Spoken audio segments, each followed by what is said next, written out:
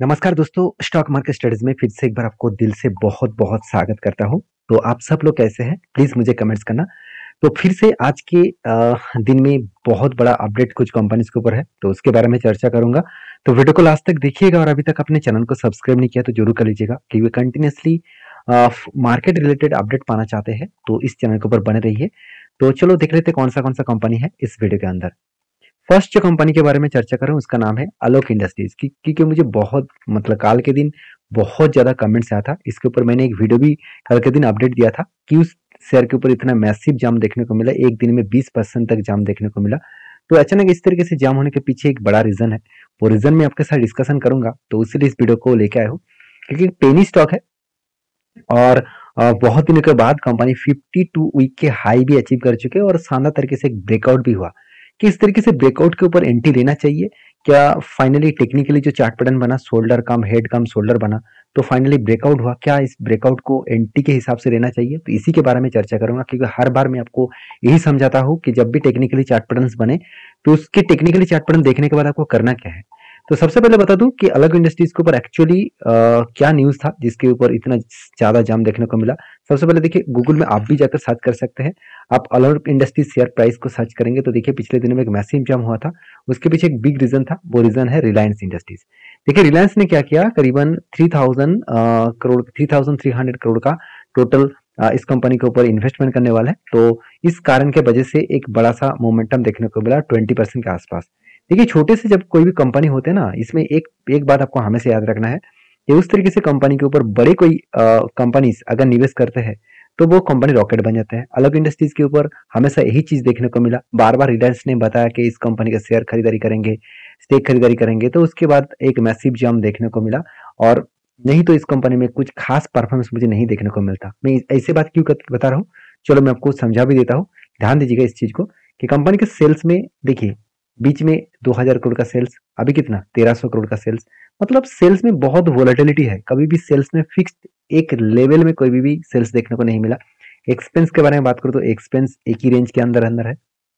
और profit margin देखिए, net profit देखिए, कंपनी का नेट प्रॉफिट नेगेटिव में है।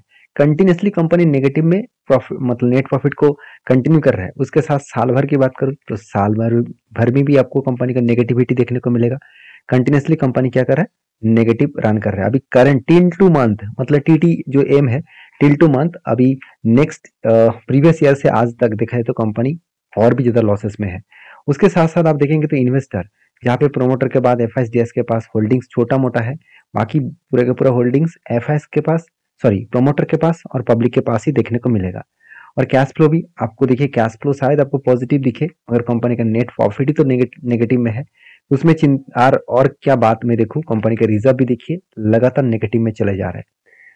कंपनी का कर्जा लगातार बढ़ता हुआ देखने को मिले, तो ये सारे पॉइंट्स कंपनी के ऊपर एक नेगेटिव सेंटीमेंट क्रिएट करता है। तो जो न्यूज आया कि रिलायंस इंडस्ट्रीज के 3,300 करोड़ का भाया, आप देख सकते हैं प्रोफेशनली, सॉरी माफी चाहता हूँ, प्रेफरेंशियल जो शेयर्स है जो रिलायंस इंडस्ट्रीज ने एक बार कंपनी के ऊपर इस तरीके से जब भी न्यूज आया तो उस बेसिस में 20% का जाम देखने को मिला। नहीं तो इस कंपनी में कुछ खास परफॉर्मेंस नहीं देखने को मिलेगा। अगर मैं इस कंपनी के टेक्निकली चार्ट पर बता दूं, ध्यान दीजिए इस चीज को, तो कंपनी के ऊपर जो लगातार करेक्शन है, एक लंबा सा जर्नी होने के बाद, इतना बड़ा जर्नी होने के बाद 60 रुपीज से एक बिग क्रैश देखने को मिला। अभी फाइनली क्या हुआ देखिए, ध्यान दीजिएगा इस चीज को, एक शोल्डर केड हुआ, उसके बाद एक हेड बना, उसके बाद फिर से 2 बार शोल्डर केड हुआ। अभी शोल्डर केड होने के बाद फाइनल देखिए यहाँ पे ब्रेकआउट हुआ था और पिछले दिनों में ब्रेकआउट को कंफर्मेशन किया।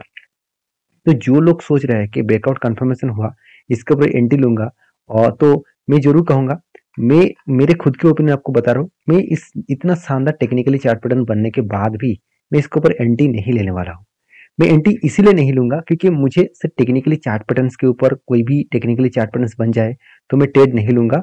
उस कंपनी का फंडामेंटल और फाइनेंशियल ठीक होना चाहिए। अगर फाइनेंशियल ठीक होता तो मैं जरूर एंट्री लेता। अभी फिलहाल के लिए मुझे जो फाइनेंशियल रिपोर्ट देखने को मिला वो नेगेटिविटी में है, तो उस कारण के वजह से मैं ट्रेड यहाँ पे नहीं लूंगा क्योंकि हर बार आपको यही चीज करना होगा। क्योंकि देखिए मार्केट में आप पैसा बना पाएंगे जब आप रूल्स को फॉलो करके चलेंगे। ऐसे नहीं कि हर जगह पे आपको एंट्री देखने को मिल रहा है तो हर जगह पे आप एंट्री लेंगे तो आप बुरी तरीके से फंस सकते हैं। तो आपके क्या राय है इस कंपनी के ऊपर जरूर कमेंट्स करना। मैं आपको पहले ही बता रहा हूँ, जो लोग मुझे कमेंट्स कर रहा था कि सर इसके ऊपर क्या करूँ, तो मैं बता दूं कि मेरे पास इस कंपनी का कोई भी ट्रेडिंग नहीं है, कोई भी इन्वेस्टमेंट भी नहीं है, और मैं ट्रेड इन्वेस्टमेंट तब करूंगा जब इस कंपनी का मुझे परफॉर्मेंस पॉजिटिव देखने को मिलेगा। तो फिलहाल के लिए जो एंट्री लेवल्स बना है ब्रेकआउट के बाद, तो मुझे लगता है इजी तरीके से वो टारगेट को अचीव कर सकते हैं, क्योंकि एक बड़ा रिलायंस के माध्यम से एक बड़ा न्यूज देखने को मिला, जिसके चलते है मार्केट में एक बुल मोमेंटम देखने को मिलेगा। तो बाकी आप किस तरीके से सोचते हैं जरूर कमेंट्स करके बताना। नेक्स्ट जो कंपनी है उसके बारे में चर्चा करूँ, उसका नाम है पॉलीकैब। देखिए पॉलीकैब के ऊपर मैं पहले टेक्निकली चार्ट पैटर्न्स के बारे में चर्चा करूंगा, ध्यान दीजिएगा। यहाँ पे मैंने आपको ये बताया था कि एक रेंज के ऊपर पॉलीकैब अभी रेंज के ऊपर ट्रेड कर रहा है। तो रेंज के ऊपर ट्रेड करने के बाद देखिए जब नीचे से ऊपर आया तो एक सपोर्ट क्रिएट किया, ऊपर गए, फिर से एक सपोर्ट बना, फिर से ऊपर गए, फिर से एक सपोर्ट बना, तो इसी तरीके से आगे बढ़ रहा है और मुझे लगता है फिर से एक सपोर्ट बनाने के लिए आ रहा है। तो ये जो सपोर्ट बार बार बन रहा है तो इसको कहा जाएगा लोअर हाई। तो लोअर हाई क्यों बता रहा हूँ, क्योंकि देखिए प्रीवियस जो हाई है इसका उससे नीचे नहीं गया, नीचे नहीं गया और नीचे नहीं गया। तो इसका मतलब जब भी कुछ पैटर्न्स मान के चलिए इस तरीके से लोअर हाई बनाते बनाते आगे बढ़ रहा है, तो इसका मतलब जो ट्रेड है वो टोटली अप ट्रेंड है। तो आपको मैं पहले भी बोल चुका हूँ, मैं यहाँ पे एक बड़ा एंटी जरूर लूंगा, एक बड़ा एंटी मतलब एक एंटी जरूर लूंगा। कहा किसके ऊपर, ये जो रेंज है, ये रेंज कौन सा है, ये रेंज है 5740 रुपीज के ऊपर।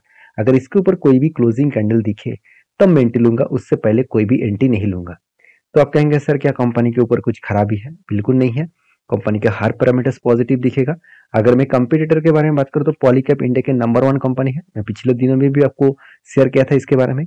और सबसे बड़ी बात है पॉलीकैब के ऊपर मुझे एक बेस्ट पॉइंट देखने को मिला, वो क्या है, कंपनी का मार्जिन ब्रेक। मतलब कंपनी इस बार मार्जिन को ब्रेक किया, ज्यादा इन्वेस्टमेंट किए, तो इस बेसिस में कंपनी का आगे चलने का, ग्रोथ होने का चांसेस और भी ज्यादा बढ़ जाएगा। और पहली बात, कंपनी इंडिया के नंबर 1 कंपनी है और साथ ही साथ कंपनी का जो डेप्थ है वो ना के बराबर है। और रेशियोज के बारे में बात करूं तो सबसे जो मुझे बेस्ट पॉइंट लगा, एक टाइम कंपनी को मतलब पिछले 2 सालों के पीछे चले जाएंगे, 2020 में, 2021 में, 2022 में, ये तीनों साल में कंपनी के जो कैश कन्वर्जन साइकिल्स था वो बिग बिग पॉजिटिव मतलब बहुत ज्यादा था, वो अभी बहुत कम हो चुके हैं और कैश कन्वर्जन साइकिल्स बहुत कम देखने को मिला। तो मैं जरूर कहूंगा इस सिचुएशन को आप समझिए, कंपनी किस तरीके से खुद को कंट्रोल कर रहा है, किस तरीके से कंपनी का आरओसी जो 17% के आसपास हुआ करता था आज वो 27% के आसपास है। तो कंपनी एक हाई ग्रोथेबल कंपनी है, मान लेता हूँ कंपनी एक लार्ज कैप कंपनी बन चुके हैं, तो इसमें मल्टीबैगर रिटर्न बनेगा कि नहीं बनेगा वो तो पता नहीं है, क्योंकि इतने बड़ा कंपनी है तो मल्टीबैगर बनने का चांसेस कम है। हाँ, एक एवरेज रिटर्न के हिसाब से, एक शानदार रिटर्न के हिसाब से कंपनी आपको अच्छा खासा रिटर्न दे सकते हैं। जैसे 3 साल में 70% का रिटर्न दिया, 1 साल में 100% का रिटर्न दिया। देखिए 1 साल में आपका फंड 2x कर दिया, तो इससे बड़ी चीज और क्या हो सकते हैं। और ऐसे नहीं कि सर कंपनी ने इतना शानदार परफॉर्मेंस किया, कंपनी के लास्ट कुछ वीडियोस का डिलीवरी का परसेंटेज देखेंगे तो धीरे धीरे करके कंपनी का डिलीवरी का परसेंटेज भी आगे बढ़ रहा है। तो एक अच्छी बात है, मुझे लगता है जिस तरीके से करेक्शन हुआ वो फिर से इस करेक्शन के बाद यहाँ पे रिटेस्ट करेगा, उसके बाद वापस जाकर ब्रेकआउट करने का चांसेस लेगा। बाकी आपके क्या राय है इस कंपनी के ऊपर जरूर कमेंट्स करके बताना। नेक्स्ट जो कंपनी उसका नाम है डिक्सन टेक्नोलॉजीज। देखिए डिक्सन टेक्नोलॉजीज के ऊपर बात करूं तो ये एक ऐसे कंपनी है जिसका लगातार ग्रोथ होने का चांसेस है, क्योंकि जो पीएलआई स्कीम है, उस पीएलआई स्कीम के गवर्नमेंट का जो पीएलआई स्कीम है उस स्कीम में इस कंपनी को ज़्यादा फायदा हुआ, क्योंकि जितने सारे इलेक्ट्रॉनिक्स जो गैजेट है जैसे फ़ोन के डिस्प्ले, टेलीविज़न, साथ ही साथ जो हेल्थ सिस्टम में लगने वाले जो मतलब थर्मोस्टेटर है, तो इस तरीके से प्रोडक्ट्स कंपनी बनाते हैं। साथ ही साथ एलईडी ट्यूब्स, लाइट, इस तरीके से प्रोडक्ट्स भी कंपनी बनाते हैं। और जब से साउमी ने बिग डील साइन किया डिक्सन टेक्नोलॉजीज के साथ कि वो इंडिया आकर डिक्सन टेक्नोलॉजीज के माध्यम से फोन के डिस्प्लेस बनाएंगे, तब से लेकर इस कंपनी के ऊपर एक हाई ग्रोथेबल सिचुएशन देखने को मिला। तो सब कुछ आपको याद रखना होगा, क्योंकि मार्केट में काम करने के लिए आए हैं, तो ये सारी चीजों को आपको देखना है, सारी चीजों को आपको समझना है और सीखना होगा, तभी आप एक कंपनी के ऊपर अच्छा खासा सिचुएशन को समझ पाएंगे। अभी देखिए पेशेंस का कितना बड़ा गेम है, इस मतलब चार्ट पैटर्न के हिसाब से आपको समझ में आ जाएगा। देखिए कंपनी के ऊपर शानदार तरीके से क्या बना था, एक शोल्डर कम हेड कम शोल्डर बना। और जब भी इस तरीके से पैटर्न्स कंप्लीट हुए, और आपको जब भी इस तरीके से पैटर्न्स कंप्लीट होगा तो आपको एक चीजों को याद रखना है कि इस रेंज को मार्किंग कर लेना, इस रेंज को मार्किंग करना, उसके बाद आपको इस रेंज के ऊपर कोई भी ब्रेकआउट कैंडल चाहिए और उसके ऊपर कंफर्मेशन चाहिए। और मुझे हायर कंफर्मेशन इसीलिए मिला था क्योंकि यहाँ पे वॉल्यूम देखिए हाई लेवल का वॉल्यूम था। इसका मतलब जब भी यहाँ पे फाइनली ब्रेकआउट हुआ तो हाई लेवल के वॉल्यूम के साथ, तो इसका मतलब बायर बहुत ज्यादा एक्टिव था। और बायर ने क्या किया देखिए, धीरे धीरे करके इसको हायर हाई बनाते बनाते आगे लेके गए और टारगेट को अचीव किया। तो कहने का मतलब है कि जो लोग पेशेंट के साथ बने रहते हैं ना, तो उसको प्रॉफिट जरूर मिलता है। और इस कंपनी ने कोई छोटा मोटा टारगेट नहीं दिया, 41% के आसपास टारगेट दिया। और जो एंट्री लेवल से अगर टारगेट तक मैं देखूं तो ऑलमोस्ट कितने दिनों में टारगेट मिला, 130 डेज में टारगेट मिला। तो एक बेस्ट तरीके से टारगेट यहाँ पे देखने को मिला। और 130 डेज का मतलब क्या है, एटलीस्ट 4 मंथ्स, एटलीस्ट 4 मंथ से भी ज्यादा, चलो मान लेते हो 5 मंथ्स। तो 5 मंथ्स के अंदर कंपनी ने 45% के आसपास रिटर्न दिया। तो मेरे हिसाब से बेस्ट रिटर्न है। तो इससे ज्यादा रिटर्न आपको चाहिए तो आप जरूर स्टडी करके आपके ओपिनियन के हिसाब से काम करिए। तो नेक्स्ट जो कंपनी है उसके बारे में चर्चा करूं, उसका नाम है केपीआई ग्रीन एनर्जी। तो इस कंपनी के ऊपर एक बहुत बड़ा खुशखबर आने वाला है। तो 1:2 रेशियो के यहाँ पे बोनस का अनाउंसमेंट किया गया है। तो एक्चुअली कंपनी 2 के बदले आपको 1 शेयर देने वाला है। तो जो लोग इस कंपनी के ऊपर निवेश करके रखे हैं तो उसको एक्स्ट्रा बेनिफिट मिलेगा। तो उससे पहले केपीआई ग्रीन के एनर्जी के ऊपर एक ही बात कहूंगा कि कंपनी का जो ग्रोथ है वो अपकमिंग टाइम्स में अच्छा खासा देखने को मिल सकता है, क्योंकि कंपनी वही प्रोजेक्ट के ऊपर काम कर रहा है जिसका डिमांड आज मार्केट में जितना है फ्यूचर में और भी ज्यादा बढ़ने का चांसेस है।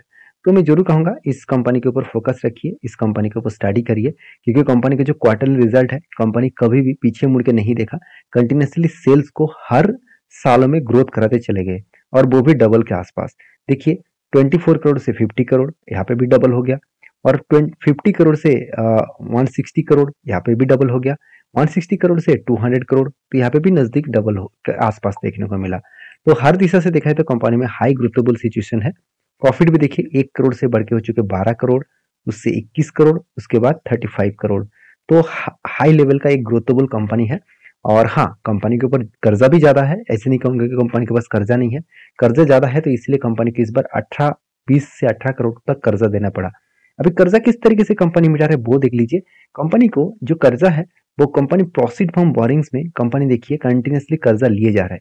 और कंपनी रीपेमेंट ऑफ कर्जे के हिसाब से कंपनी कोई भी रीपेमेंट नहीं कर रहा है। तो ये कंपनी के लिए एक थोड़ा सा खतरा बनेगा, क्योंकि कंपनी कर्जा लिए ही जा रहा है, कंपनी कर्जे को रीपेमेंट नहीं कर रहा है। तो ये मुझे एक बहुत बड़ा वीकनेस लगा इस कंपनी का, क्योंकि कर्जा अगर रीपेमेंट नहीं करा तो उसका कर्जा बढ़ते चले जाएंगे। मान के चले इस बार आपने 500 रुपीज का किसी से उधारी लिया, तो वो मिटाने से पहले फिर से आपने 500 रुपये उधारी ले लिए, और वो मिटाने से पहले फिर से आपने 500 उधारी ले लिए। तो आपको 500 रुपये का उधारी मिटाने का औकात नहीं था, तो आपने 1000 मतलब 1500 का टोटल कर्जा क्यों लिया, ये बात तो समझना पड़ेगा ना। देखिए माफी चाहता हूँ, मैं आपके एग्जाम्पल दे दिया, मैं एग्जाम्पल दे रहा हूँ मेरा खुद का। मैं अगर इस तरीके से अगर लोन किसी के पास से उधारी लेता और उसको वापस नहीं करता, तो वो तो कभी मुझे लोन्स भी नहीं, मतलब कोई भी पैसा नहीं उधारी देते, और दूसरों को यही बताते कि इस कंपनी को मतलब इससे दूर रहे। तो उसी तरीके से कंपनी से भी आपको दूर रहने के लिए नहीं कहूंगा। कंपनी हाई ग्रोथेबल कंपनी है, जिसके लिए इन्वेस्टर भी इस कंपनी के ऊपर कंटिन्यू खुद की इन्वेस्टमेंट भी करते जा रहे हैं। जैसे एफएस के पास अच्छा खासा होल्डिंग्स दिखेगा, और फाइनली डीएस ने भी देखिए सितंबर माह में अच्छा खासा होल्डिंग किया। तो इसका मतलब कुछ ना कुछ बड़ा धमाका तो होने वाला है, क्योंकि इतने दिनों तक जो होल्डिंग नहीं उठ रहा था, फाइनली दिसंबर माह में एफएस और डीएस ने तगड़ा बाइंग किए और पब्लिक ने स्टेक को कम किया, उसी का फायदा डायरेक्टली डीएस के पास चला गया। तो कंपनी की जो चार्ट पैटर्न बना, तो आप देखेंगे तो ध्यान से देखना इस चीज को। तो जो टेक्निकली सॉरी, मैं एक बार आपको दिखा देता हूँ। हाँ, अभी देखिए ग्रीन, केपी ग्रीन के ऊपर देखिए जिस तरीके से कफ विद 100 पैटर्न्स बना, फाइनली ब्रेकआउट हुआ और इसका टारगेट भी यहाँ पे अचीव हो चुके हैं। तो देखिए अभी कंपनी यहाँ पे रिटेस्ट किया, ऊपर गया, फिर से यहाँ पे होल्ड करेंगे और इसको रिटेस्ट करके फिर से ऊपर जाएंगे। तो इस लेवल में मेरा कोई एंट्री नहीं होगा, क्योंकि मैं कोई भी टेक्निकली चार्ट पैटर्न्स को प्रॉपरली ना देख पाऊँ तो उसके ऊपर एंट्री नहीं लेता हूँ। तो आपके क्या राय है जरूर मुझे कमेंट्स करके बताना। और इसके ऊपर बोनस पाना चाहते हैं तो आपको जनवरी मंथ में इसका अपडेट आएगा, कौन सा तारीख में आपको बोनस मिलेगा। उस डेट से 1 दिन 2 दिन पहले ही आप शेयर को खरीदारी कर लेना, तो जरूर आपको एक्स्ट्रा बेनिफिट मिल जाएगा। आई होप वीडियो में जानकारी आपको अच्छा मिले, तो प्लीज लाइक करना, दोस्तों के साथ भी शेयर करना, चैनल को भी सब्सक्राइब करना। मिलते नेक्स्ट वीडियो में, तब तक के लिए धन्यवाद।